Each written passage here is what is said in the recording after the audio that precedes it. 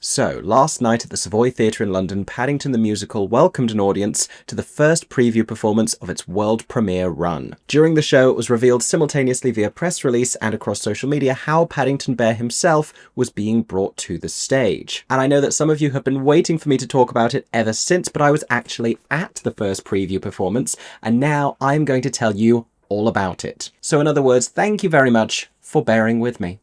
Oh my god, hey, welcome back to my theatre-themed YouTube channel, or hello to those of you listening to this on podcast platforms. My name is Mickey Joe, and I'm obsessed with all things theatre. If you are meeting me for the very first time, I am a professional theatre critic here on social media, as well as a content creator, and a pundit, and a theatre fan and enthusiast first, and it is in that capacity, more than anything else, that I could not resist going to the first preview performance of Paddington the Musical at the Savoy Theatre. Let's get the obvious bit out of the way. This is not going to be a review. We do not review previews, certainly not the first preview performance, especially when the show has had no other public presentations. This is literally a world premiere first version. There was no out of town, there was no sort of quiet regional preview process anywhere else. This is truly the first time we got to see Paddington the Musical. And what follows now, because it is a very large and complex show, is an entire month of preview performances before it opens to the critics towards the end of November, at which point you will then hear from me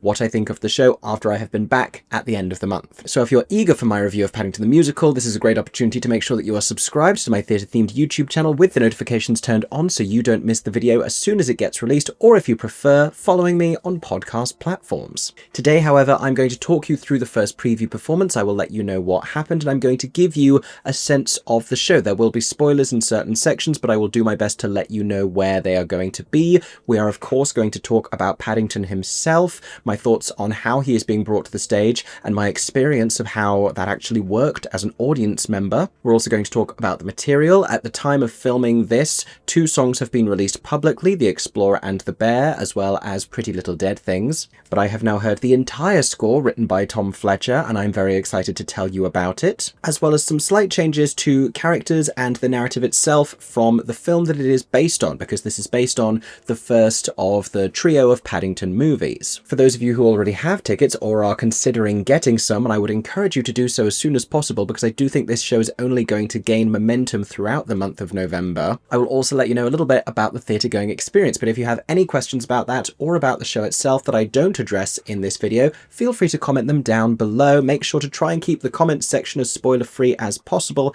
and I will do my best to bring you answers. Finally, if anyone else was lucky enough to also be in the audience for the first preview performance of Paddington, let us all know what you thought in the comments section down below. As a critic, I am embargoed from sharing my thoughts, but that doesn't mean that you have to be. If anyone is curious how the evening went, the 7 p.m. show pretty much started on time.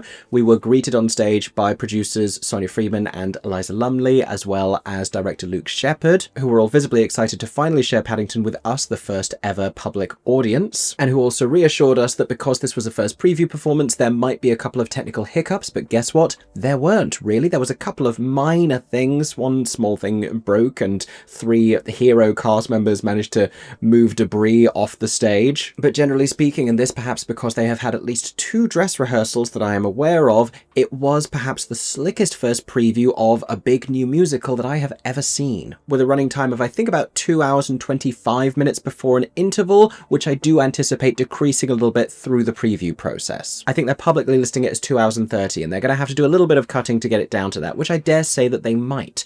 But we are getting ahead of ourselves. Let us first talk about the theatre-going experience for Paddington the Musical.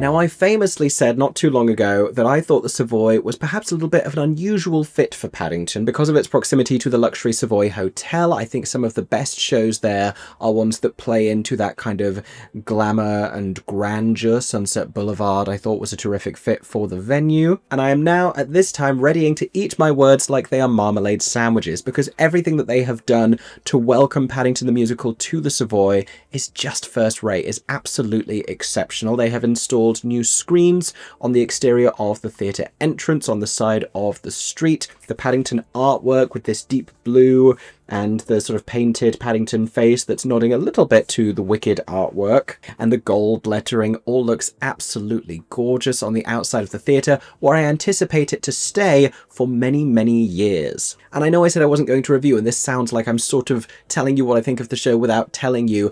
It's kind of, regardless of the artistic success of the thing, going to run for a long time. Paddington is so huge in the UK, is so beloved, is such an exciting commercial property that I think even if the show weren't great, then it would still run for a very long time. And I guess another way of looking at it is the Savoy Hotel welcomes a lot of international travellers, and what's more quintessentially British and delightful than Paddington? Now, before we even talk about getting into the theatre, the headline news here is that they have taken over a small storefront on the corner of the entrance into the Savoy to act as a standalone separate Paddington the Musical gift shop. And this is merchandise specifically themed to the musical. The Paddington Bear plush is kind of just like a Paddington Bear. There's nothing on it that specifically says the musical, but this artwork is seen on a lot of apparel in adult and child sizes. There are black t-shirts, white t-shirts, blue t-shirts. There are jumpers. There are hats. There's the bucket hat that I'm wearing right now, which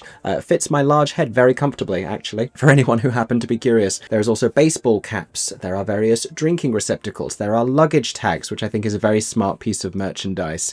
There are posters that you can buy. There are Paddington Bear plushes in multiple different sizes. There is plenty of Paddington the Musical merchandise on offer. There's also more to come from what I hear. Someone was asking about magnets. I overheard a staff member saying that they hadn't arrived just yet.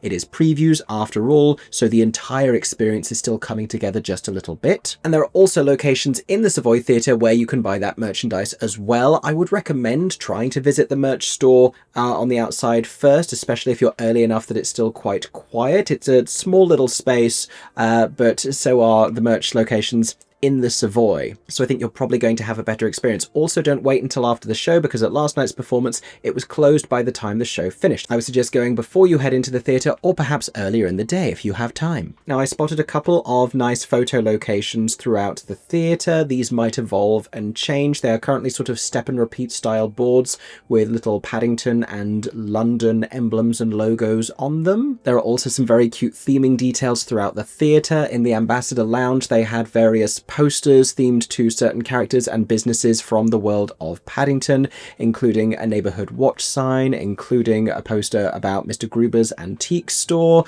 But my favourite details, before you get to any of that, on the welcome mats as you head into the box office area, they have little golden paw prints moving across them, which I think is just adorable. As you leave that box office area, there is another fun detail, because they have installed what I believe is a live departure screen from Paddington Station. I initially thought that the timings on it related to the performance and it was going to count down until the show started, but that didn't seem to really make sense with the information it was showing. I believe it is a live feed connecting to Paddington Station, so for anyone heading back to Paddington after the show, feel free to glance behind you and check your next train time. Now, the number one question, perhaps even above merchandise, that I have been asked is the availability of marmalade sandwiches, and to my regret I did not travel through the main bar areas, because the way I was at the show was actually with some returned tickets that we bought very recently, which included a pre-show dessert package in the lounge. This is something that is usually on offer across ATG venues. I have done it once before at the Duke of York's Theatre when I saw Romeo and Juliet, but Paddington is obviously a show that plays a lot better into that idea of like having a pot of tea and having some themed snacks, and included in that were slices of lemon cheesecake, some strawberry mochi, a wrapped marmalade sandwich, and a Paddington Bear themed donut, which was absolutely delicious and filled with chocolate custard. There were also two signature cocktails on offer, as well as a mocktail version of one of them. They were the Marmalade Martini and the Spirit of London, both delicious. One of them a little more gin and tonic-esque, the other one a little bit fruity and sweeter. I assume that those drinks are also available at the bar areas. Perhaps anyone else who was at the first preview might be able to let us know in the comments comment section down below. I will of course let you know when I return to the show next. I don't know if you can get marmalade sandwiches at other locations throughout the theatre. And actually, on the subject of Paddington fitting in better than I expected at the Savoy, it almost makes sense that the walls are this warm, orangey yellow Mediterranean colour. I know it's not the part of the world that Paddington comes from, but it still speaks to it a little bit. Somehow the design of the theatre itself does actually pair well with the show. That's before we head into the auditorium and get our first look at the set design, which I will talk to you about when I tell you more about all of the different design elements of the show, including costuming and animals brought to life on stage. But in particular, first, let us talk about Paddington himself.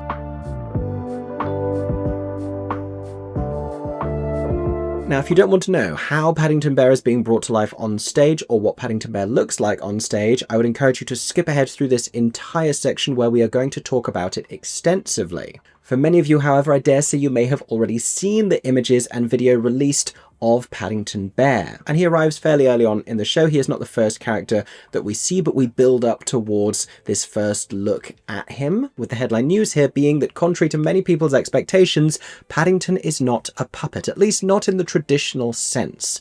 Paddington is played at each performance by two different performers in collaboration. One, James Hamid, is providing the singing voice of Paddington. We actually see James in the show on a couple of occasions alongside Paddington or independently, but he is for the most part off stage providing Paddington's singing and speaking voice, as well as remotely controlling his mouth, which is some sort of an animatronic structure at the front of the head of a costume worn by performer Artie Shah. Artie is a performer of short stature who I will tell you a little bit more about in just a moment, but she has worked extensively on screen, and I believe she and James have both been attached to workshops of Paddington for some time now. But she is inside the costume and James is providing the voice. For the official wording around all of this, I will read from the press release, which was released last night during the show. As previews begin this evening for Paddington the Musical, producers Sonia Friedman Productions, STUDIOCANAL and Eliza Lumley Productions, on behalf of Universal Music UK, released the first images of Paddington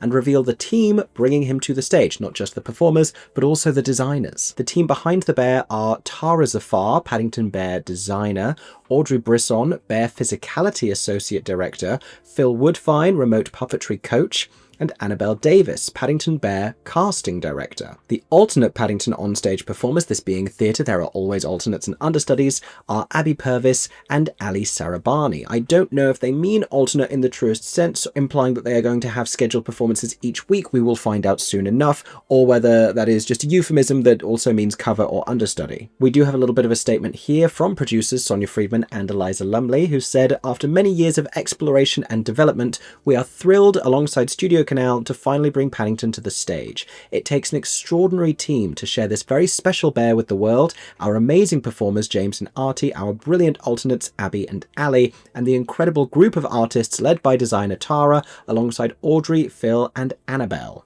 Their collective creativity and vision are at the heart of our production, and it has been a true collaboration helmed by Luke Sheppard, our creative associate stage management, production and development teams involved in supporting us in bringing Paddington to life in a truly beautiful and unique way." And here is the key thing. They said, "What we as producers always hoped to achieve was quite simply Paddington on stage. And thanks to the immensely talented artists both on and off stage, we believe we've realised that." With this announcement, the production has also today extended booking until the 25th of October 2026. I told you Paddington is going to be here for some time. One preview down and it's already extending, which of course is a little bit of a pre-planned flourish of producing and PR, but it's exciting nonetheless. And I will tell you that bring Paddington to the stage is exactly what they have done. And when Paddington appears for the first time, it's breathtaking and adorable. And then when Paddington starts to slowly walk forwards, blinking and breathing, it's extraordinary, it's mesmerizing, and you could spend a great proportion of this show simply watching Paddington walk around the stage, or climb up onto things, or sit in a bed and tuck himself in. Now, to my knowledge, the exact specificities around how Paddington is technically being remotely puppeteered haven't yet been revealed. What I had heard some months months ago is that there is some sort of a magic glove that James is controlling so that it can be in time with his own speech. He's the person speaking, so that's the best way to make sure that that all lines up, and that is controlling the motion of Paddington Bear's mouth, which is not sort of moving in much more of a sophisticated way than opening and closing, but the exact movements of it are still quite convincing. It's very impressive nonetheless. I would say it takes the littlest bit of buy-in from the audience at the beginning to marry the visual of Paddington speaking with the sound that you are hearing, but soon enough your disbelief ends up being entirely suspended. And because we're not seeing any performers on stage, it is absolutely magical, especially for the young audience members, you'd have to imagine. And because there is an actor portraying Paddington on stage, Paddington has this extraordinary range of movement and can even dance a little bit. It's not like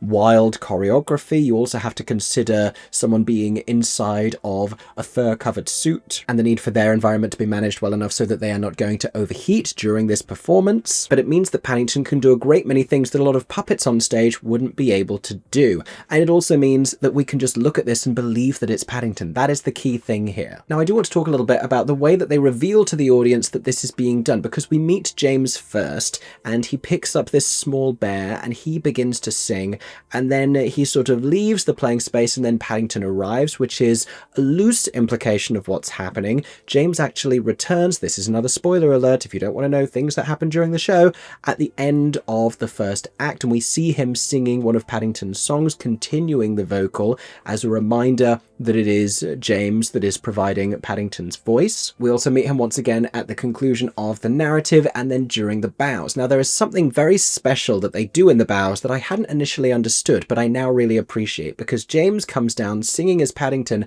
and then there is a moment when Paddington sings a line, but James is not singing it. This is, I assume, a little pre-recorded piece of music, still in James's voice, but Paddington sings by himself. And it's a way of acknowledging James's work in the show and celebrating him as an actor and an artist so that you can properly respect that he's just been playing Paddington for the whole show. But it offers just a little bit of plausible deniability to parents and children that Paddington actually was real and magical and singing by himself, because he just sang there and that man next to him wasn't moving his mouth. It's also, I think, a little bit of a wink of the show being like, look, we're going to show you how this works. And then just like this one little moment of being like, or is it magic? And I think that's very charming. After this, James and Artie, out of costume, come down and bow together hand in hand, which was incredibly special and had a really big response from the audience. Artie is also entirely out of costume, wearing blacks, not like dressed as Paddington Bear with the head off. That would be traumatizing. We're not doing that. Now, we talked a lot about the rest of the principal cast when they were announced, but we now finally know that it is Artie and James. So let me tell you a little bit more about them. James Hamid, actually one of the first actors I ever interviewed when I was doing rehearsal room content for Be More Chill years ago, in the infancy of my time as a social media content creator. I'm now sort of feeling like a proud parent, which is ridiculous. But he was fantastic as Rich in Be More Chill, giving audiences the opportunity even then to learn about his amazing vocal prowess. Most recently, he was seen on stage in Just for One Day, the Live Aid musical at the Shaftesbury Theatre. In the interim, many other shows, many other musicals. Artie Shah, meanwhile, who is the Paddington onstage performer, has worked most extensively on screen. Artie's television work includes Star Wars Andor, lots of Star Wars to be heard on here, The Lord of the Rings, The Rings of Power, The Acolyte, Willow, Life's Too Short, Come Fly With Me, Psychoville, Hope Springs, and The Legend of Dick and Dom. Her film work includes Paddington in Peru, Star Wars The Rise of Skywalker, The Last Jedi, Rogue One, Star Wars The Force Awakens, Frankenstein, Guardians of the Galaxy, and a handful of other projects. Abby Purvis and Ali Sarabani, meanwhile, the alternate Paddington performers, have also worked on stage and on screen. Now, Tara Zafar is the Paddington Bear designer. Gabriella Slade is the costume designer for the full production, but Tara has designed Paddington. With over 30 years of experience of working on live events, theatre, film, and television,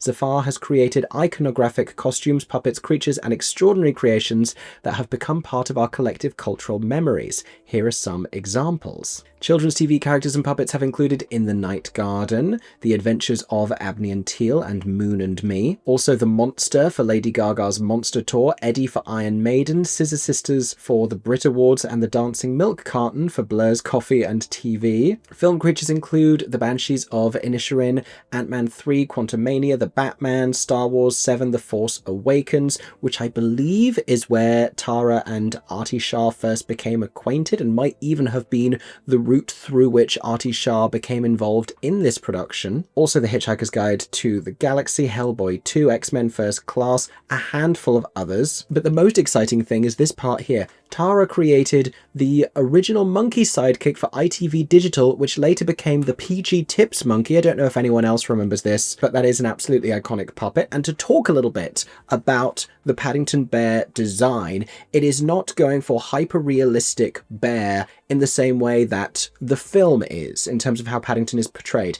It's sort of a marriage between that idea of this living, breathing animal and something closer to a teddy bear. It's almost like a teddy bear brought to life on stage, familiar perhaps of the Winnie the Pooh puppet animals in the recent stage adaptation of that. A big part of selling Paddington on stage is also the way that he is directed, and Audrey Brisson is credited as Bear Physicality Associate Director and additional puppetry. And there are a couple of other puppet animals that we meet in the show. They are pigeons. Now, Audrey is an actress and a circus performer known to theatre audiences for her recent performance in Piaf at the Watermill Theatre, but perhaps even more so for her performance in the UK production of Amelie. I'm a big Audrey Brisson fan, and it was sort of a shock to see her name attached to this as Bear Physicality Associate Director. What a skill set Audrey Brisson has to be the go-to person for bear physicality. I love that. Phil Woodfine, meanwhile, the remote puppetry coach, is an award-winning creature effects puppeteer whose career began in theatre and has led to an international career in film, television, and live performance. His body of work, you're not even ready for this, includes collaborations with Tim Burton, Ridley Scott, and George Miller. Credits include The Muppet Christmas Carol, Babe, Pig in the City, Sweeney Todd, Charlie and the Chocolate Factory, Star Wars, Doctor Who, Jurassic World. Really a pedigree of creatives involved in bringing Paddington to the stage, and they've done a great job.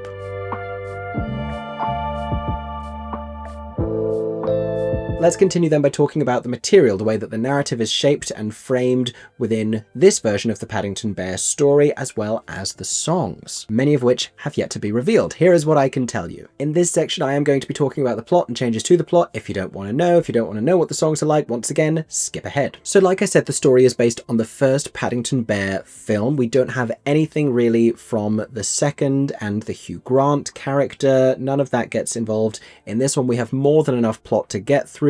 We begin not in darkest Peru with Paddington's backstory, but in Mr. Gruber's antique shop of curiosities, where he sort of frames the story that we are going to be told as a young man enters and picks up a small toy of a bear. Mr. Gruber then greets him and asks him to look after this bear. He reads from the tag, look after this bear, or sings it in fact. We then transition to Paddington Station, where a young bear is arriving for the first time in London before singing about finding himself here. Everything that we then learn about Aunt Lucy and Uncle Pastuza and Paddington's circumstances happens in exposition, in conversation between him and the Browns, who discover him there on their way back from a disappointing camping trip, or in the song lyrics. Now, you may be wondering if we see Aunt Lucy or Uncle Pastuzo at all, and we don't really. Aunt Lucy is invoked on a couple of occasions, at one point using projections, but her spirit and her character are sort of portrayed by an actor on stage who is visibly human. It's Brenda Edwards, which is something I speculated when the principal cast were announced, whether either Brenda or Amy or somebody was also going to double as Aunt Lucy, and it's Brenda. And this, I think, is a smart move, not only because, you know, bringing Paddington to life on stage is complicated enough, but Aunt Lucy is a larger bear, and I think it would sort of step on the magic of Paddington if suddenly a bigger, perhaps more impressive bear were to walk out on stage at the Savoy. And Aunt Lucy Lucy is, like I said, invoked and given voice in song rather than specifically depicted. Now, Paddington, as in previous versions of the story, is taken home by the Browns when Mrs. Brown sees him and becomes concerned, sort of against the wishes of Mr. Brown, who would rather take him to the lost property or let him be somebody else's problem. They are driven home by one of their neighbours, who is also a taxi driver. He is the local neighbourhood watch leader and busybody. His name is Mr. Curry. This is a combination of multiple different characters from the film into one character, Mr. Curry now being also the taxi driver. And from there, the story sort of takes its usual shape. They take Paddington home. In his eagerness, he causes a little bit of chaos, but he always means well. The Browns, not unlike the Banks family in the early moments of Mary Poppins, have a few sort of dysfunctional qualities that they're trying to work through. Judy, the eldest child, is in a surly teenage phase and doesn't want anything to do with her parents, who she finds embarrassing. Jonathan is a walking encyclopedia who is extraordinarily knowledgeable with all of these different facts. Mr. Brown is fatigued and exasperated by a whole handful of things and constantly shuts down any sort of emotional or meaningful conversation, particularly with their lodger, Mrs. Bird, played by Bonnie Langford. But Paddington steadily becomes accepted as a member of the local community. Unbeknownst to him, his arrival in London has also been discovered by one Millicent Clyde, who is the taxidermist daughter of Montgomery Clyde, the explorer,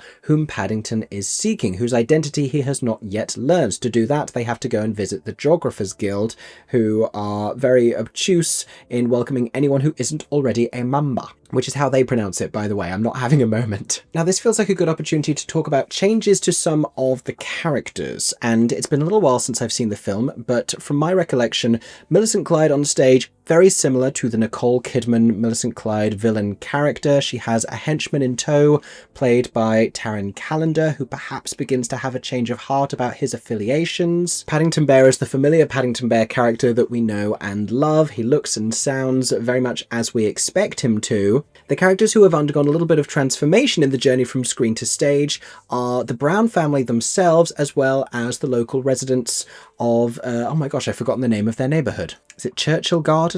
Windsor Gardens, that feels accurate. Now, the Brown parents skew that little bit younger than the way that they are depicted on film. Their characterizations also feel a little bit more vivid, a little bit more theatrical. Mr. Brown, and I don't recall this having been a facet of the plot previously, has this rocker past with an electric guitar that he is still holding on to but hasn't played in some time. His wife Mary is a comic book creator who is not only the largest character in the show of the Brown family, but probably also the second lead after Paddington. We spend an awful lot of time with her perspective. She gets a big song about the comic book characters that she creates and wanting to save the world and balancing her responsibilities as a mum and sort of trying to feel that power and that strength in her everyday life. It's a belter of a song that happens in the first act. Victoria Hamilton Barrett as Millicent Clyde is also up there as one of the largest roles, given that she is the villain. She gets the fantastic song that has already been released, Pretty Little Dead Things. Very much a throwback to musical theatre villain songs like The Smell of Rebellion. There's a little bit something Disney villain, kind of loosely Bond theme in there as well. Mrs. Bird is quite changed from the film because this is the Julie Walters character who, to my recollection, was some sort of a housekeeper. Now she is a perpetual lodger who has all of these anecdotes about different roles that she's taken on in life and different extraordinary things that she has done, which may or may not be entirely untrue, including when she was a prized cage fighter, or when she was traveling around the world, or when she was Mr. Mistopheles in Cats, which is a nice nod to Bonnie Langford's actual history as an original cast member of Cats, and which prompts a song that she sings in order to distract Taron Callender's guard character at the museum called It's Never Too Late, encouraging him to take control of his life. He sings a nice little immediate reprise of that on the end of it, but Bonnie Langford gets a nice little showy number with him. There's some choreography. She drops down into a split, as you would expect Bonnie Langford to do on stage. Tom Eden gets an awful lot of time on stage as Mr. Curry, whose relationship with Paddington shifts a little bit. I would say we have fewer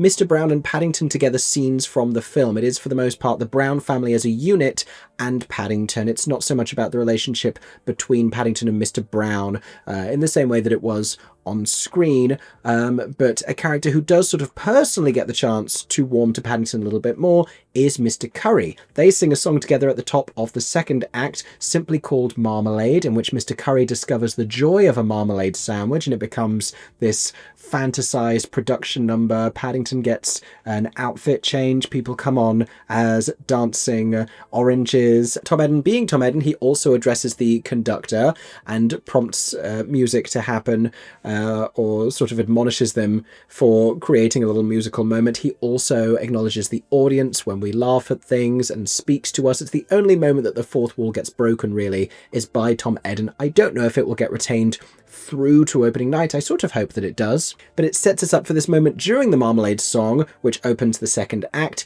in which we are encouraged as an audience to sing along, singing Mama, Mama, Mama, Marmalade, which is actually very easy to learn in real time. Ma, ma, ma, ma, ma, ma, ma, ma, marmalade. It goes like that if anyone would like to practice before you see the show. Now, the neighbourhood characters are completed by Brenda Edwards' character Tanya and her son. His name is Tony. He has a crush on Judy. He's also a poet, and the two of them are sort of awkwardly flirting with each other. Tanya is sort of the big proponent of welcoming Paddington to the neighbourhood and the cultural mixing pot that is London. There's a song called like Let the Rhythm of London Bam Bam Bam, all about the different cultures of the city and everyone being welcomed there. This is a really big thing that we have to talk about in the material of Paddington, is that from the very beginning, Luke Sheppard and the writers have made it clear what we are really talking about when we are talking about Paddington Bear, which is we are talking about the idea of a refugee coming to London and depending on the kindness and support of strangers and the welcome of the city and what it promises, which in this very incendiary and challenging political moment is a really important thing to articulate. That's always been the subtext of the Paddington Bear story. He has always been an immigrant bear from Peru, but weirdly, he is now sort of this symbol of something different. He became very associated with the passing of the late Queen Elizabeth II, and people were leaving marmalade sandwiches and toys and pictures of him at the gates of various different palaces around the country. The musical is reconnecting Paddington to the true meaning in a way that is impossible to ignore. And I think that's really important, because it would be very easy to make a very commercialized, sweet story about Paddington that sort of ignores that. But this doesn't. There are images very early on in the framing of people with suitcases. The way that Mr. Brown talks about his reluctance to accept Paddington sounds a lot like the way that people dismiss refugees and immigrants today. And a lot of the material that Tanya has welcoming Paddington to the city, talking about him coming here, acknowledges it as well. Now, I will add in here a list of the songs in the first and second act, which are subject to change, which does not include reprises. You will notice that the Explorer and the Bear happens right towards the end of the first act. It's also sort of the last little melody that we hear, I believe, before we go to the interval. Pretty Little Dead Things comes about halfway through the first act with the introduction and arrival of Millicent Clyde. There is a song called Hard Stare, in which Paddington describes his famous intense stare and is sort of intimidating the leader of the Geographers Guild, or the receptionist of the Geographers Guild. She is played by Amy Booth Steele, who has a handful of standout roles in the show. Amy plays not only this Geographers Guild character who fronts a full dancing chorus line, kick line production number in the second act, late in the second act, and is sort of the posh British answer to Moira Rose in the way that she has this bizarre vowel affectation saying, "Are you a member of the Geographers Guild?" But she also plays Mr. Brown's boss when they go to a work function of his for risk assessors at the Savoy Hotel, with the familiar Savoy Hotel entrance, the emblem signage on the backdrop of the set, which is obviously a nice little wink to their neighbour. And a couple of other roles as well, including a train announcer at the beginning who sort of gleefully reveals a handful of delays for trivial reasons that British rail customers will be very used to hearing about. And when it comes to the Olivier Awards next year, I am expecting Paddington to have a big presence. I don't know exactly what that's going to look like, because for the two performers sharing the role of Paddington, I don't know how that gets nominated. You know, the puppeteers who together played the tiger in The Life of Pi were jointly nominated in Best Supporting Actor in a play. The Olivier Awards are still perhaps needlessly gendered acting categories, and something like this is only going to make that harder to maintain. But whether they'll be nominated together in Best Leading Actor in a Musical, I do not know. There are plenty of cast members in this who have enough material to justify supporting actor nominations. I don't know whether Amy Ellen Richardson might get pushed into leading actress for Mrs. Brown, because she does have a decent amount of narrative thrust and a lot of material, but it's going to be very interesting to see how that goes down when that happens. There's more that I could tell you about the show. I would say in general that the score sort of feels like very contemporary British musical theatre. It sounds quite Little Big Things-esque, like a lot of stuff at the moment, sort of similarly inspirational, uplifting, a little bit Pasek and Paulified. You might have heard that already from The Explorer and the Bear, while the villain song that Victoria has is a little bit more classic. There are some moments that are more classic musical theatre. There are some that are more, like The Rhythm of London is more like contemporary kind of, I don't know if you'd call it a bossa nova, sort of a carnival kind of a vibe. And there are a couple of songs that do sound a little bit more McFly, a little bit more trendy modern. Let us talk finally about some of the design elements of the show and what it looks like.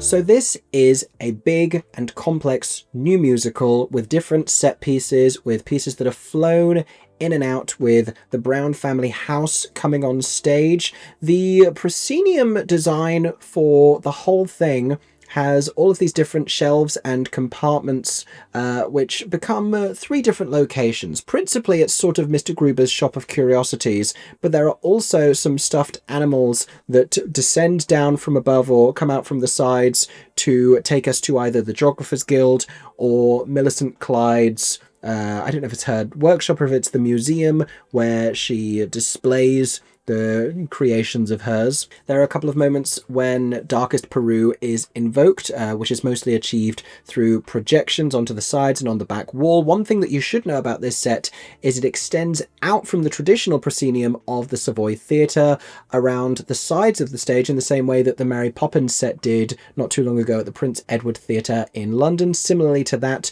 we see the London skyline illuminated down the sides, but a more modern version of it, because Paddington is a contemporary story. But it's a very detailed, very expensive looking set with a lot of moving parts. There is a taxi that drives onto the stage and then reverses back off. We see Paddington's attic bedroom with a bed that comes on stage. There's a lot of track scenery, a lot in the flies, a lot of entire walls and pieces descending down. There are a couple of occasions where set designs are complemented by a digital backdrop. We see Paddington Station that way and the Savoy Hotel that way, but for the most part we are using physical sets. There's a really nice back wall that comes down that shows the street that they're on. They have 2 versions of this, because there's one sort of showing the curvature on it when they're just in the neighborhood, and there's another one with actual functioning doors that comes down closer to the front of the stage that shows the different houses, with Tanya and her son's house and the Brown family house, with a couple of scenes being played in front of that. Sometimes it's also used to cover transitions. The character costuming is vivid and eccentric, sort of familiar of the aesthetic world of the film, if a little bit more saturated, just that little bit more cartoonish. Gabriella Slade, of course, is the designer that has also worked on Starlight Express and Six, but this is quite a step apart from her usual aesthetic. This is not particularly space age or peplumy. Paddington isn't initially seen in his blue coat and his red hat. He gets the blue coat, he has the red hat, but it's a little while before we see him wearing both of them at the same time. And it's a moment not unlike the end of the first act of Wicked, when Glinda says to Elphaba, "You're cold, put this around you," and puts the cloak on her at the first time. And then there's a swell in the instrumentation when Elphaba stands to her feet wearing the cape, holding the broom and wearing the hat. And finally we see that image that we've been waiting for of the Wicked Witch of the West. Paddington has a moment like that as well, when he finally wears the coat and the hat at the same time, singing The Explorer and the Bear. I mentioned some pigeon puppets. These pop up a handful of times, and it's sort of a way, I guess, of having an animal emblematic of London that welcomes Paddington to the city as well, and he befriends the pigeons, and they become relevant to the plot as we continue.